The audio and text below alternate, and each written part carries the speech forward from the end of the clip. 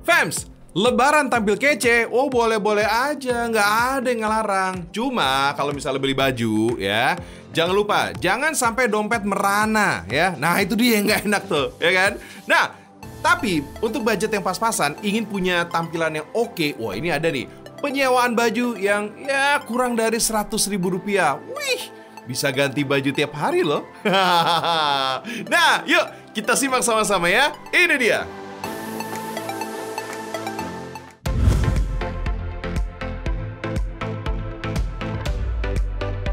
Gimana? Bagus-bagus ya bajunya? Pas banget nih dipakai hari raya nanti. Ya iyalah, baju ini ternyata hasil karya daripada desainer Nusantara loh. Baju-baju dengan kualitas premium ini bisa kalian pakai melalui jasa penyewaan pakaian Fams. Gak mahal kok, biaya sewa baju ini hanya sekitar 100 ribuan rupiah aja. Kalau semurah ini sih, jadi bisa tampil beda setiap hari Fams, tanpa harus takut lemari baju penuh karena kebanyakan pakaian. Di ibu kota, kini makin marak loh jasa penyewaan atau rental pakaian. Lengkap dengan aksesorisnya, mau baju casual, formal buat kantoran, hingga yang mewah untuk pesta dan busana muslim untuk hari raya. Semua tersedia, tinggal kalian pilih sesuai keinginan aja. Fams, salah satu platform jasa rental baju ini adalah Rentik. Untuk memesannya, kalian cukup unduh aplikasinya, lalu daftar. Selanjutnya, kamu bebas memilih baju yang kamu inginkan. Tentukan periode sewa dan jasa pengiriman. Mau langsung ambil ke warehouse-nya juga boleh kok Fams. Wah, seru juga ya. Pilih-pilih baju hasil karya desainer plus pernak-perniknya. Kualitasnya juga nggak main-main. Serunya lagi, hanya butuh budget yang terbilang irit untuk menyewa ini semua Fams. Misalnya, baju-baju ini yang bisa disewa seharga mulai dari Rp90.000 saja. Bayangin aja, kalau harus beli baru bisa jutaan rupiah. Wih, bisa tampil kece setiap saat nih. Fams, bisnis sewa baju ini karena melihat kebiasaan perempuan yang hanya membeli barang hanya untuk menghibur diri. Padahal belum tentu dipakai terus-terusan. Jadi inilah yang membuat perempuan sangat hobi berbelanja. Meski baju penuh satu lemari, tetap aja merasa I have nothing to wear. Kondisi inilah yang membuat jasa ini ramai peminat. Karena kita bisa tampil modis dengan biaya minimalis. Buktinya, permintaan jelang lebaran bisa meningkat lebih tinggi. Jadi kalau misalkan mungkin awal-awal kan ketika pandemi itu orang pada belinya household items ya untuk kebutuhan rumah gitu. Sekarang kan mereka udah punya daya beli lagi nih udah mulai meningkat. Jadi mereka juga sudah ada budget untuk mungkin beli item-item fashion atau mungkin case di sini kan menyewa item-item fashion gitu. Meski masih terbilang baru di Indonesia, bisnis rental berlangganan produk fashion di dunia sudah bertumbuh sejak 2009 di Amerika Serikat. Bisnis ini membuat banyak orang mulai mengubah kebiasaan membeli fashion menjadi lebih instan dan logis Fams. So, gak bakal boros nih belanja beli-beli baju lagi. Di Jakarta, bisnis rental pakaian ini terus bertumbuh. Bahkan hanya dalam waktu tempo 1 tahun, transaksinya tumbuh hingga 10 kali lipat. Wow, keren!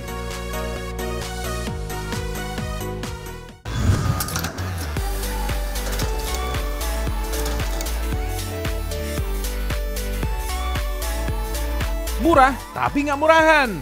Sepatu yang satu ini kualitasnya bisa diadu Fams sama merek sepatu dari luar negeri yang harganya jauh lebih mahal.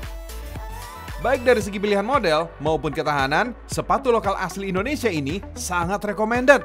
Nama sepatunya Aero Street Fams. Harganya emang nggak masuk akal, cuma 100 ribuan aja. Wah, murah banget kan? Padahal pilihan modelnya banyak, keren-keren pula. Cewek atau cowok, semua bisa pakai. Cocok juga nih dijadiin sepatu lebaran. Makin keren lagi, sepatu ini sudah dipasarkan hingga ke mancanegara. Mulai dari Singapura, Malaysia, Thailand, sampai Cina. Indonesia mendunia! Bukan cuma sepatu doang, ada juga nih produksi kaos-kaos yang ciamik. Model kaosnya anak muda banget. Mulai dari model standar, sampai sekarang yang lagi ngehits tuh, ada, yaitu model oversize. Kaos ini menggunakan bahan kaos yang disebut 24S. Ini adalah bahan yang biasa digunakan oleh kaos-kaos merek terkenal, yang harganya bisa sampai 300 ribuan. Kalau kaos yang ini nih, cuma dibanderol Rp60.000 aja. Wah, gilingan ini sih, murce banget. Yang paling penting sih, kaos ini bisa jadi pilihan bergaya di hari raya Fams. Tuh, keren nggak? Bahan pembuatan sepatu ini gak kaleng-kaleng. Di pabrik yang terletak di Klaten, Jawa Tengah, sepatu ini diproduksi secara manual. Sebelum diproduksi, sepatu-sepatu ini harus melewati proses desain terlebih dahulu. Disinilah sebenarnya otak di balik sepatu. Ratusan model diproduksi sepatu lokal ini, fans. Baik model reguler maupun kolaborasi dengan merek lain. Ini nih yang menjadi ciri khas sepatu Aero Street. Setelah didesain, barulah sepatu-sepatu ini diproduksi di pabrik. Bahan pembuatannya adalah busa dan PVC. Busa kemudian dipotong dengan mesin. Selanjutnya, pasang emblem atau logo. Berikutnya, proses pengeleman bagian dalam sepatu. Istilahnya lem jahit Eva. Baru deh dilakukan pengeleman bagian luarnya. Kemudian, proses yang disebut Phong Eyelid. Ini adalah proses melubangi bagian luar sepatu. Fungsinya untuk memasukkan tali sepatu. Dalam seminggu, pabrik ini bisa memproduksi hingga 4.000 sepatu dan 3.000 buah kaos. Kalian udah beli fashion lebaran apa nih?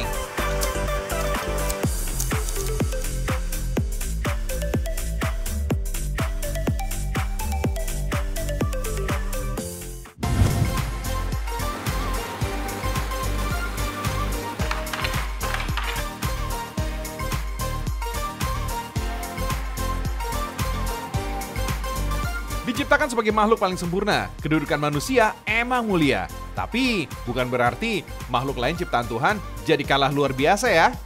Dari sekian banyak karya apik Sang Maha Kuasa, si putih imut-imut ini jadi salah satu wujud penuh istimewa. Yup, ini dia fans, si ulat sutra. Siapa sangka binatang mungil ini bisa disulap menjadi lembaran kain lembut yang punya kedudukan tinggi dalam kancah fashion dunia. Bahkan jauh sejak zaman nenek moyang dulu. Fans, kain sutra adalah bahan tekstil alami yang popularitasnya udah mendunia. Sejak dahulu kala, kain sutra sering dipakai oleh keluarga kerajaan, bangsawan, dan para saudagar kaya. Selama berabad-abad lamanya, fans. Meski terlihat tipis dan rapuh, sutra menjadi kain terkuat di dunia, fans. Elastisitas, bobot yang ringan, adem, serta kemewahan yang diperlihatkan ngebuat daya tarik kain sutra seakan abadi sepanjang masa. Wajar deh kalau harganya jadi istimewa.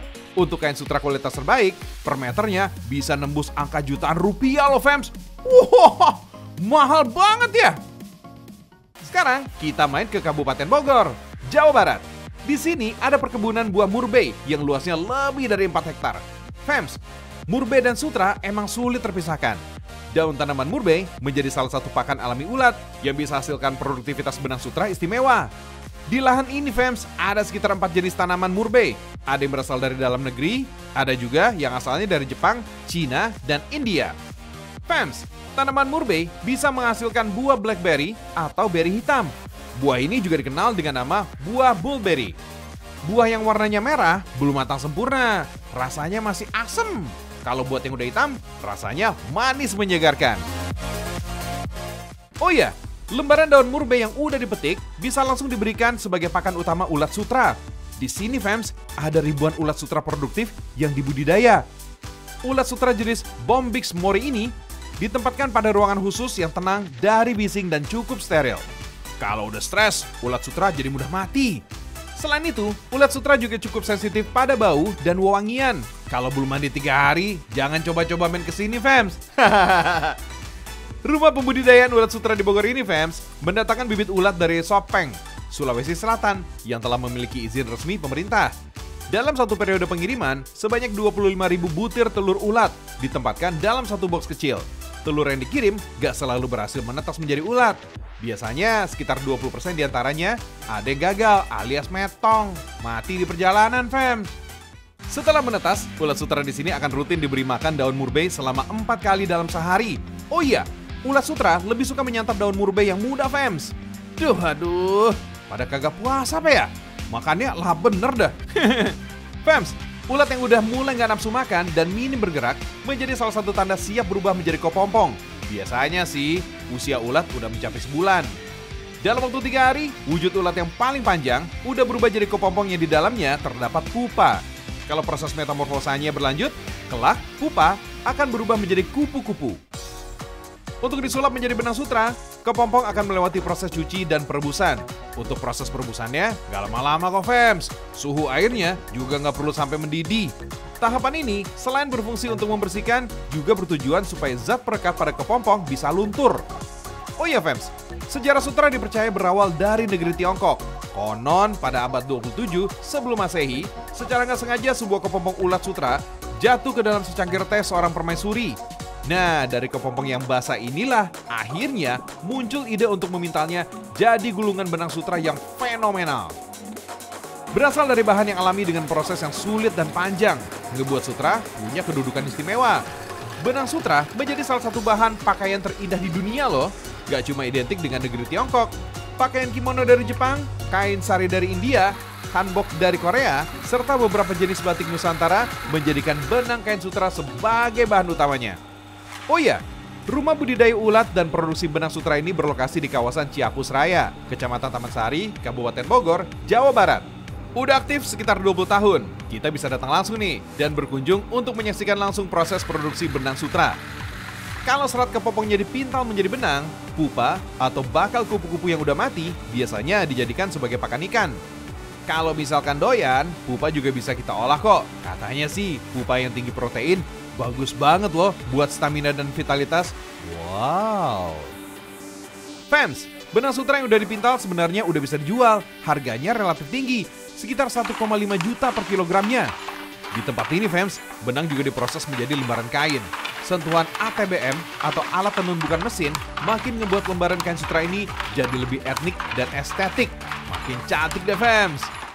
Dari Bogor, hasil tenun benang menjadi lembaran kain sutra biasanya akan dipasok ke berbagai daerah, terutama ke wilayah Cirebon untuk disulap menjadi sarung, syal, batik, kebaya, dan berbagai produk cantik yang lainnya. Disulap jadi baju lebaran untuk wanita, bisa juga kali ya. Hihihi, sutra, ya.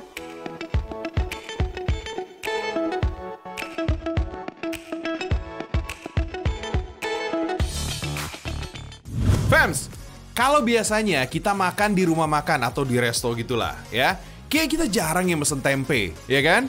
Iya sih, saya mengakui. Ya. Cuma, tapi hati-hati, tempe ini kini ya, tempe di Nusantara ini udah mendunia banget loh. Beneran, gak percaya? Yuk kita simak liputannya.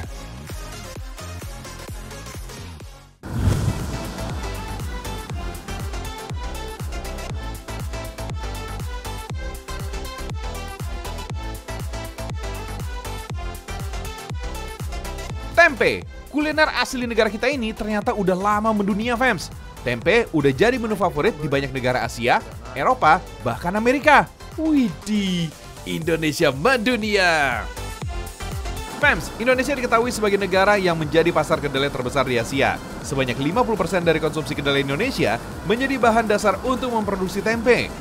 Sementara 40% kedelai lainnya dijadikan tahu dan 10% sisanya dalam bentuk produk lain seperti tauco, kecap, dan lain-lain Fems. Negara kita yang menjadi negeri tanah lahirnya tempe ini kini menduduki posisi pertama sebagai negara produsen tempe terbesar di dunia. Ada sekitar 100.000 usaha atau koperasi pengrajin tempe dan tahu yang tersebar di seantero negeri kita.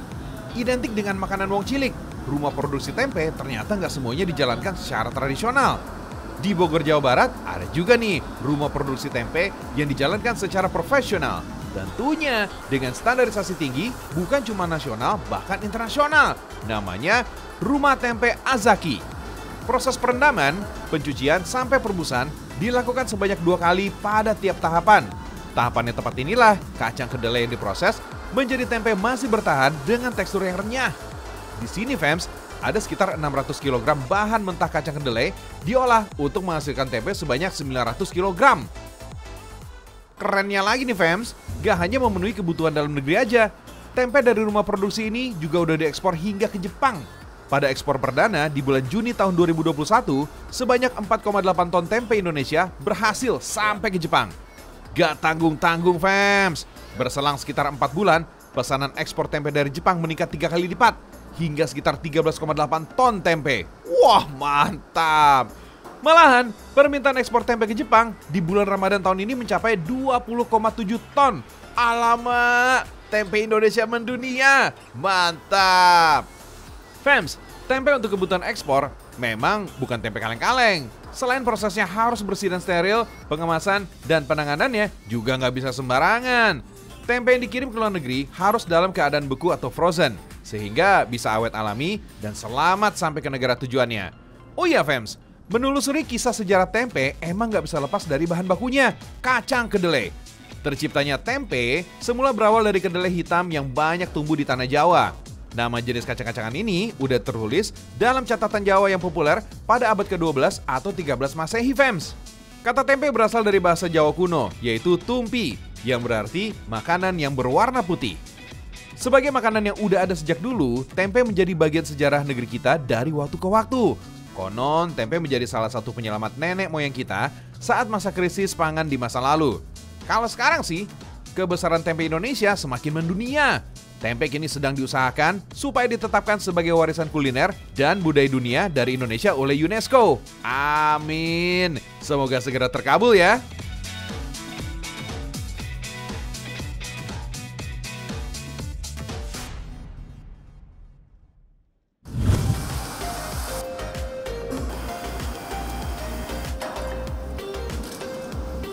Fams, tahu ternyata bisa bikin awet muda loh. Masa iya? Kandungan isoflavon pada tahu menjadi bermanfaat menjaga elastisitas pada kulit. Tahu juga kaya kalsium, vitamin E, dan protein yang mampu memperlambat pengurangan kolagen. Zat penting yang dibutuhkan kulit agar tetap awet muda, fams. Selain itu, tahu juga baik mencegah penyakit diabetes dan obesitas, mengurangi resiko penyakit jantung dan kanker payudara, serta menjaga fungsi otak loh. Ayolah fams, zaman sekarang masa sih gak suka makan tahu? Teksturnya lembut dan lunak, rasanya juga lezat. Apalagi kalau tahu yang tersaji udah disulap dengan aneka sajian menggugah selera kayak gini nih. Mulai dari lasagna, dimsum, tom yum, sampai yang manis segar, semua ada tahunya. Heits, ini bukan sembarang tahu loh. Aneka kuliner serba tahu yang lezat ini dijamin lembut, dibuat dari tempat produksi yang bersih dan modern. Berada di Jalan Raya Puncak Cianjur, Kecamatan Megamendung, Kabupaten Bogor, Jawa Barat. Kita main yuk ke Indo Tofu House. Selain makanan ala restoran, aneka jajanan, makanan, dan minuman ringan serba tahu dan kedelai bisa kita jumpai. Komplit pastinya. Mau lihat langsung pabrik tahunya? Juga bisa kok, fams. Disinilah tempat menyulap kacang kedelai berkualitas menjadi beragam produk olahan tahu alias tofu. Jauh dari kata becek, proses produksi tahu di sini memanfaatkan mesin-mesin canggih. Ada beragam jenis tahu, seperti tahu susu, tahu Cina, dan tahu Jepang. Fams, sebagai bahan baku utama tahu, kedelai udah sejak lama dibudidayakan di Indonesia. Sayangnya, produksi kedelai nasional nggak mencukupi untuk kebutuhan konsumsi, hingga akhirnya harus dipenuhi oleh pasokan dari kedelai impor. Bayangin aja fams, di tahun 2019 sampai 2020, konsumsi nasional kedelai kita bisa mencapai 3,4 juta ton. Sedangkan produksi nasional kedelai kita nggak sampai setengah juta ton. Jauh banget kan selisihnya? Mulai sekarang, jangan anggap tempe dan tahu ini sebagai makanan orang deso ya fams. Oh iya fams, yang lagi dibuat ini adalah jenis tahu Jepang. Istilah kerennya sih tofu. Sebenarnya, tofu adalah grup nyanyi. Hehehe, bukan ini. Tofu adalah kuliner asal dari Cina. Nah, itu dia. Tofu berasal dari bahasa Hokkien yang bermakna kedelai terfermentasi. Datangnya pasukan Cina tahun 1292 diperkirakan menjadi awal mula masuknya tofu ke negeri kita, tepatnya di wilayah Kediri, Jawa Timur. Di Indonesia, fams, tofu dan tahu mungkin serupa, tapi tak sama. Sama-sama terbuat dari hasil fermentasi kedelai. Perbedaan mendasar antara tofu dan tahu terletak pada teksturnya. Tofu memiliki tekstur yang lebih lembut dan mengandung lebih banyak air dibandingkan dengan tahu. Oh iya, di sini ada 3 Japanese tofu yang dibuat. Yang pertama ada jenis kinu. Kinu dalam bahasa Jepang memiliki arti sutra. Kinu punya tekstur yang sangat lembut. Karena proses pencetakannya gak terlalu ditekan hingga ngebuat kadar airnya masih tinggi. Di Jepang, fams, jenis tofu kinu dapat dimakan langsung dalam keadaan mentah dan dingin dengan tambahan topping sederhana. Hampir serupa dengan kinu, ada juga nih jenis tofu momen, yang dalam bahasa Jepang berarti kapas. Proses cetak dengan tekanan yang agak kuat ngebuat kadar air berkurang lebih banyak ketimbang kinu. Teksturnya jadi lebih padat gitu deh. Biasanya sih, momen sering dimasak menjadi steak tofu atau tofu goreng. Yang unik nih fams, ada tofu jenis yase. Proses cetaknya disendok secara manual. Tofu ini sering disebut juga dengan oboto tofu. Teksturnya hampir sama dengan momen tofu, dengan rasa kedelai yang sedikit lebih kuat. Di Jepang, tofu ini biasa dimakan langsung tanpa dimasak atau menjadi campuran sup. Di sini, dari proses sampai pengemasan, semua dibuat bersih, higienis, dan modern, fams. Beda deh pastinya. Mantap kan?